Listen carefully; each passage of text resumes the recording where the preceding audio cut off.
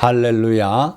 오늘 저는 여러 성도님들과 함께 너는 하나님께 소망을 두라 부제목으로 낙심하며 불안해하지 말라, 이런 제목으로 함께 은혜를 나누겠습니다.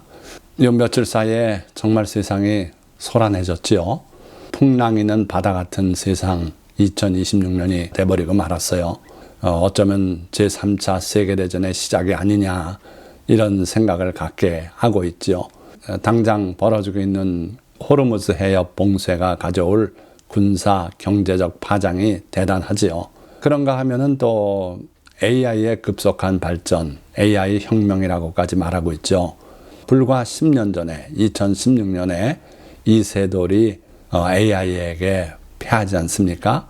그가 패함으로써 큰 충격을 안겨줬는데, 그거 바둑에 이기고 지는 게 무슨 문제가 있을까 했는데, 불과 10년 만에 AI의 발전은 과히 혁명이라고 할 만큼 놀라운 발전이 있었고, 그로 인해서 반신반의했던 일이 급기야 올해 우리 앞에 드러나고 말았어요. 대량 해고 소식이죠. 그래서 컴퓨터 공학 출신들이 40% 이상이 해고를 당한 직장도 있고 그렇다 그래요. 그리고 또 하나는 인간의 모습을 닮은 그런 로봇, 휴머노이드 로봇이라고 하죠. 그들의 급속한 발전이 이루어지고 있어요. 그래서 자동차 산업에 노동자들이 하는 그 일을 이 휴머노이드 로봇으로 대체하려는 그런 움직임이 있고, 이런 여러 가지 모습들을 되돌아보니까 요한계시록에 예언하신 마지막 때 세계 정부가 나타나고 우상에 생기를 불어넣어서 말하는 우상이 나온다 그랬지요.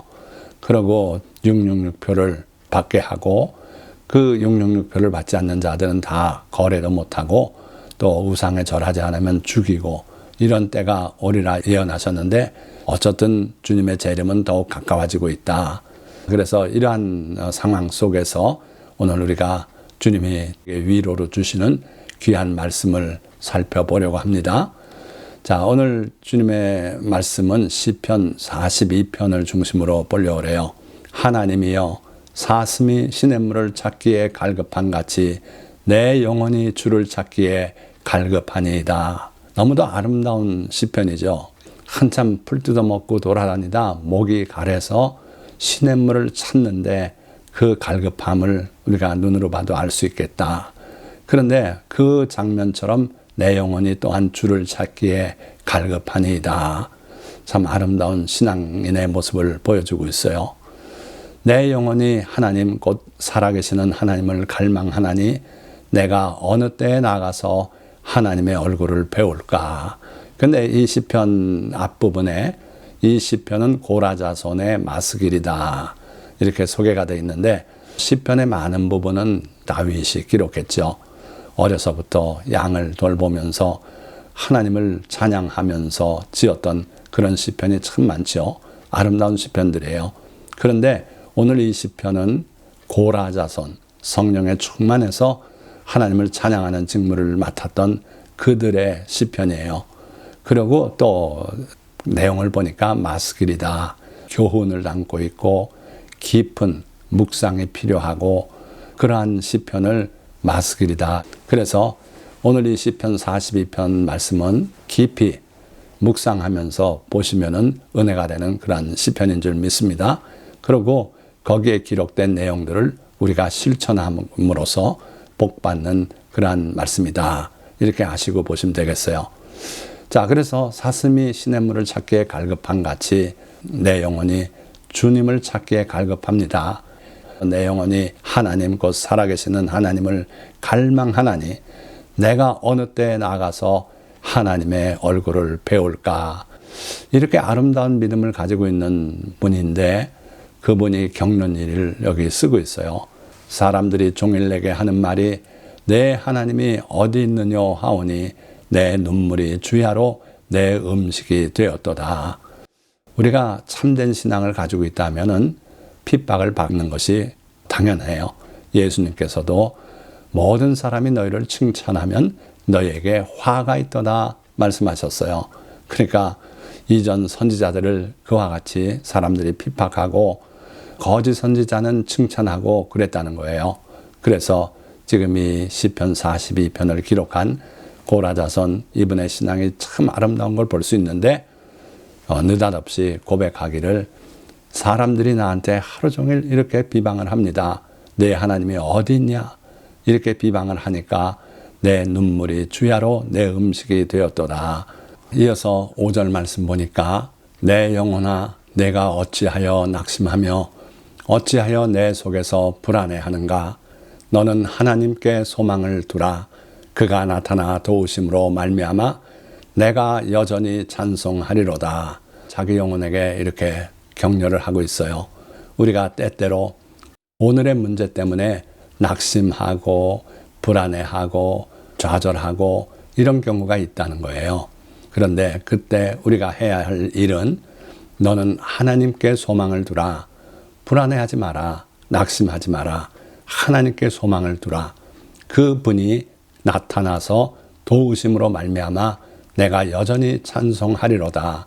반드시 하나님께서 나타나실 것이고 내게 다가오셔서 도와주실 것이다. 그래서 내가 이전처럼 다시 즐거움으로 하나님을 찬송하게 될 것이다. 이렇게 고백하고 있는 거죠. 과연 이 말씀대로 우리의 삶이 그렇습니다.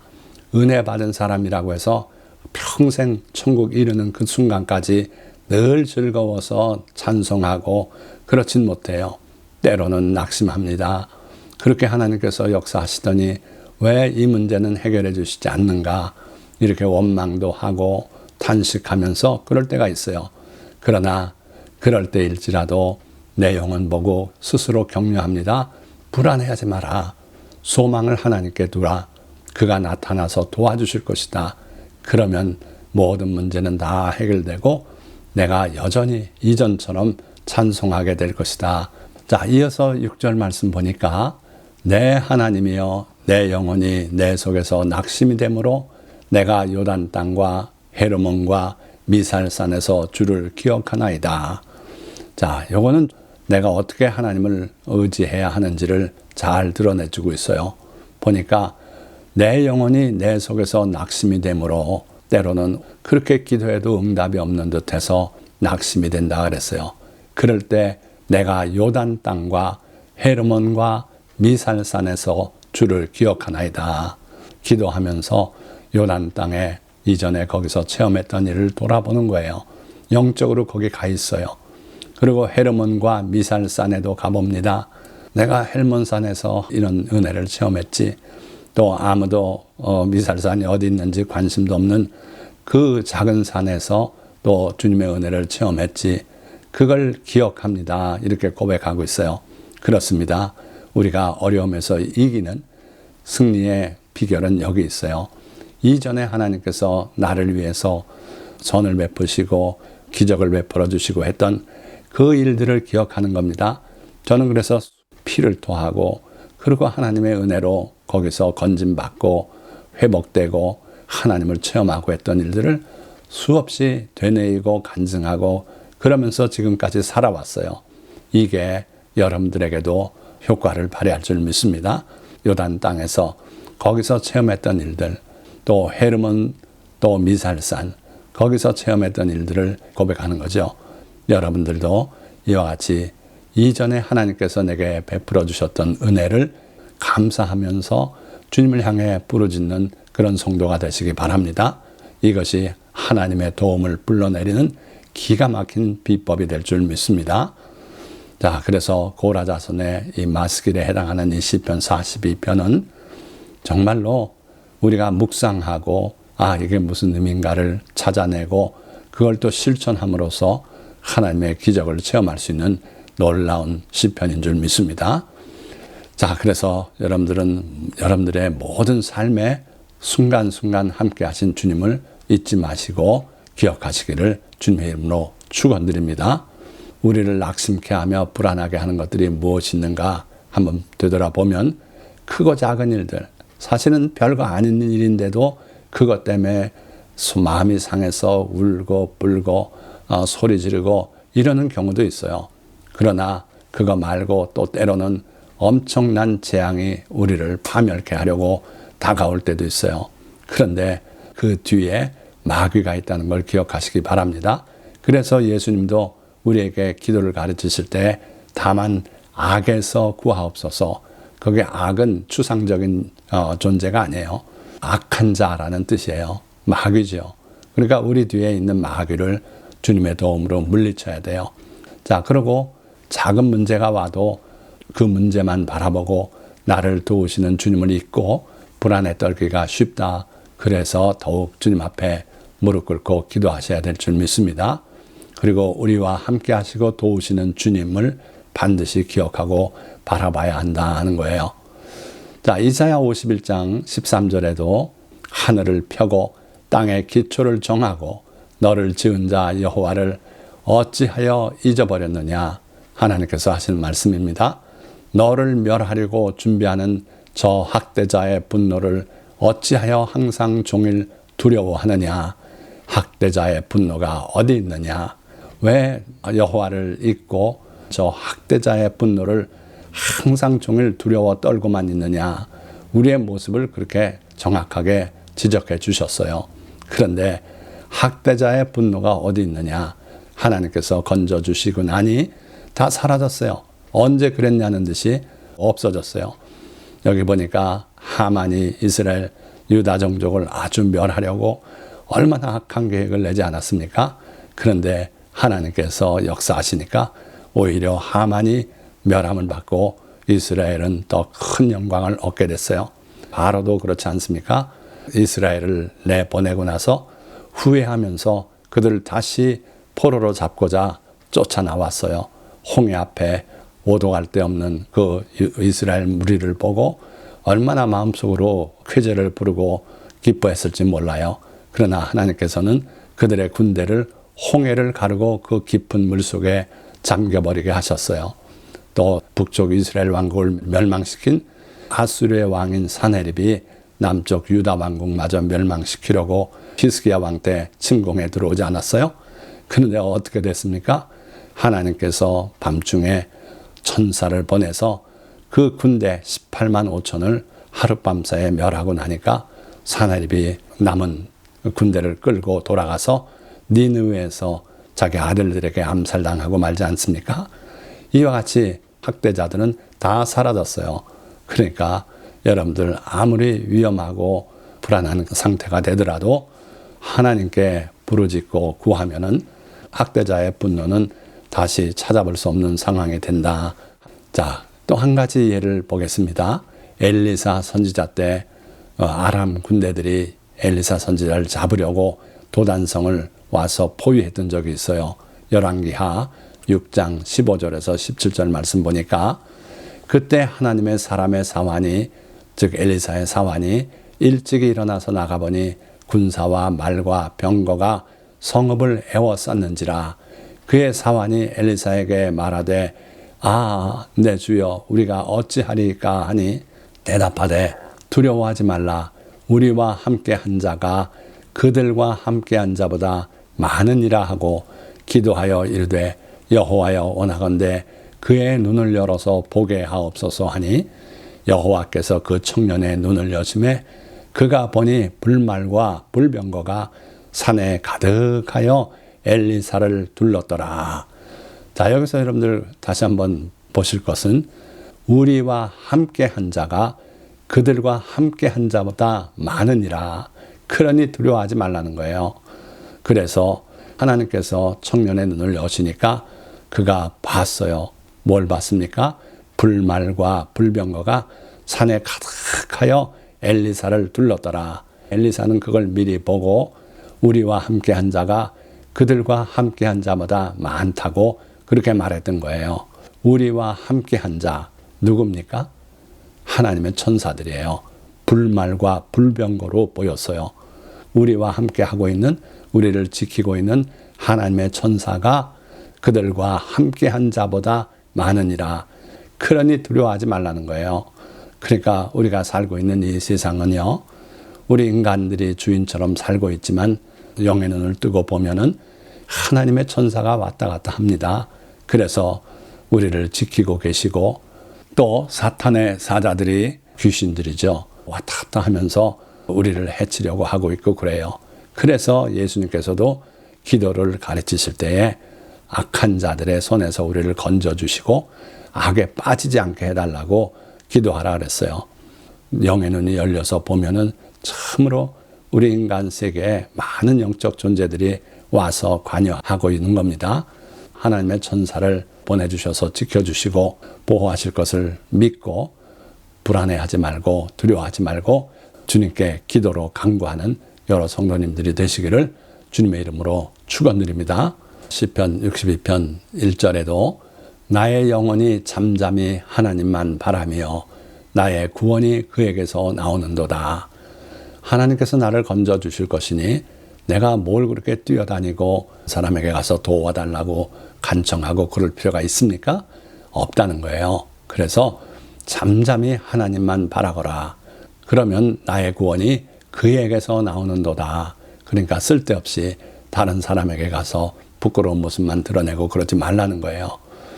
사람이 여호와의 구원을 바라고 잠잠히 기다림이 좋도다. 세상에 이렇게 혼란하고 두려움이 임하고 또 내 직장이 앞으로 어떻게 될지 불안하고 또 세계전쟁이 일어나서 어떤 일이 벌어질지 몰라 두렵고 하는 마음이 있다면 잠잠히 하나님께 아뢰고 하나님의 도우심을 기다리는 게 좋다고 분명히 말씀했어요. 그때 우리 주님은 전능하신 구원자 하나님으로 우리에게 다가와서 우리를 건져주실 줄 믿습니다. 이사야 40장 31절 말씀, 너무나 아름다운 말씀, 힘을 주시는 말씀 아닙니까? 오직 여호와를 앙망하는 자는 새 힘을 얻으리니 독수리가 날개치며 올라감 같을 것이요 다른 박질하여도 곤배하지 아니하겠고 걸어가도 피곤하지 아니하리로다. 과연 여호와를 앙망하는 자가 이와 같은 힘을 얻겠다는 거예요. 주님께서 우리에게 새 힘, 독수리의 날개치며 올라가는 그러한 힘을 주셔서 그 힘으로 살아가면은 뛰어가도 걸어가도 곤비하지 않고 피곤하지 않는 그런 삶을 살게 된다는 거예요. 여러분들의 마음에 낙심과 불안 대신에 독수리가 날개치며 올라감 같은 새 힘을 주시기를 주님의 이름으로 축원드립니다. 자, 그러니 너희는 두려워 말고 가만히 서서 하나님의 구원을 보라고 모세가 홍해 앞에서 말하지 않습니까? 출애굽기 14장 13절 모세가 백성에게 이르되 너희는 두려워하지 말고 가만히 서서 여호와께서 오늘 너희를 위하여 행하시는 구원을 보라. 너희가 오늘 본 애굽 사람을 영원히 다시 보지 아니하리라. 하나님께서는 우리를 불안하게 하고 공포 속으로 몰아넣었던 학대자를 영원히 제거해 주시려는 그런 하나님이세요. 오늘 본 애굽 사람을 영원히 다시 보지 아니하리라 분명히 말씀했고 그들을 다시 보지 못하게 되었던 거예요. 오늘 중동 전쟁도 그렇습니다. 또 AI 혁명도 그래요. 이러한 일이 올 때마다 두려워서 떨고 낙심하고 불안해하지 마시고 주님께 기도하고 주님을 앙망하고 잠잠히 주님의 도우심을 기다리는 그러한 성도들이 되시기를 축원드립니다. 자, 하나님께 소망을 둘 수 있는 이유가 있어요. 그는 영존하시는 아버지고 전능하신 하나님이시기 때문에 그렇습니다. 이사야 9장 6절 말씀 보면 예수 그리스도께서 이 땅에 보내심을 받을 때 한 아기로 태어날 텐데 그는 영존하시는 아버지다. 전능하신 하나님이라고 불림받을 것이다 그랬어요. 우리 주님은 우리에게 영원하신 아버지, 우리를 떠나지 않고 버리지 않으실 그런 아버지시고 또 전능하신 하나님, 하나님의 아들이시면서 하나님이신 분이에요. 그래서 우리가 주님께 또 그 아버지 하나님께 소망을 둘 수가 있다. 또 이사야 44장 2절 보니까 너를 만들고 너를 모태에서부터 지어낸 너를 도와줄 여호와가 이같이 말하노라. 우리 하나님 여호와 하나님은 우리를 모태에서부터 지어내신 분이다. 하나님은 우리를 돕는 걸 기뻐하세요. 우리가 주님께 회개하고 죄 용서를 구할 때 우리 주님은 우리 죄를 사유하시는 분이고 동이 서에서 먼 것 같이 우리의 죄과를 우리에게서 멀리 옮기셨다고 말씀하고 있고 그래서 죄도 가로막는 담이 될 수 없다. 회개하고 용서받으면 그렇다는 거예요. 그래서 우리가 하나님께 소망을 둘 수가 있다. 마지막으로 우리가 소망을 두어서는 안 될 것들 살펴보고 말씀을 맺고자 합니다. 시편 146편 3절의 말씀 보니까 귀인들을 의지하지 말며 도울 힘이 없는 인생도 의지하지 말지니, 우리가 어려움이 올 때 그 어려움에서 벗어나려고 하죠.